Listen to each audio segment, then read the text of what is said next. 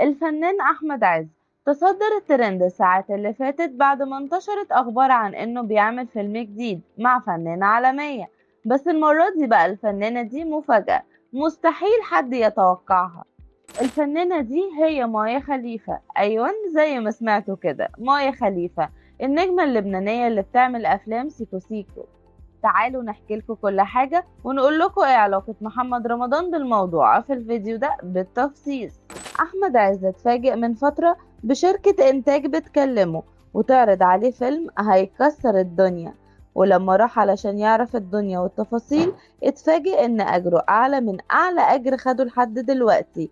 الفرحة ما كانتش سايعاه ووافق، وبعد ما وافق سأل عن مين البطلة اللي هتكون معاه.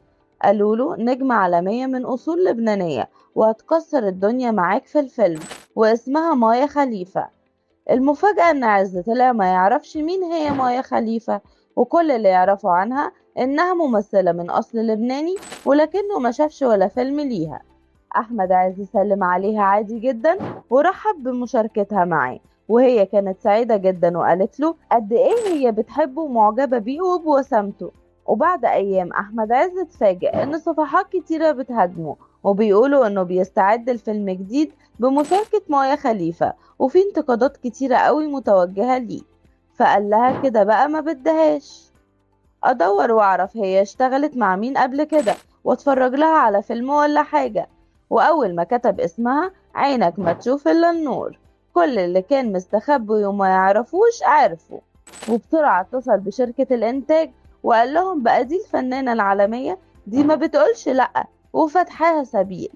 قال لهم الموضوع اتسبب ان السوشيال ميديا كلها قلبت عليا، وانتوا كده بتضروا سمعتي وبتجيبوني الارض، وانه ما كانش يعرف انها بطلة افلام سيكو سيكو.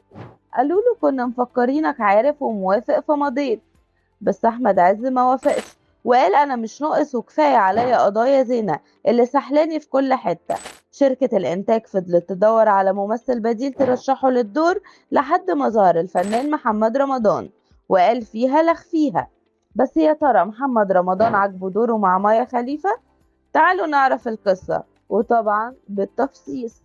بعد ما احمد عز فسخ العقد وقال لهم مبروك عليكم الفيلم الجديد انتوا، لحد ما ظهر محمد رمضان وقال انا كده كده دايس في اي حاجة، وده فيلم جديد وانا ما جربتش النوع ده قبل كده.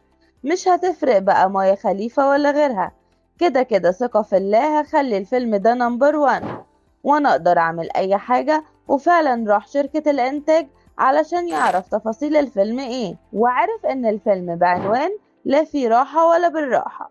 والمفاجأة ان الفيلم فيه مشاهد خارجة كتير، وقالوا ماله انا اقدر اطلع مشاهد ما حصلتش، بس سيبوني افكر الاول وادورها في دماغي واشوف انا هعمل ايه. وتاني يوم اتصل بشركة الانتاج وقال لهم مش موافق علشان مراته وصل لها الخبر وقالت له يا الفيلم ده. وساعتها رمضان حس انه مش مطمن، وخصوصا ان موضوع رفض احمد عز اتعرف. بالمناسبة محمد رمضان عمل فيلم شبهه قبل كده، وهو فيلم احكي يا شهرزاد اللي ظهر فيه في مشاهد كتيرة خارجة، بس ساعتها كان لسه صغير.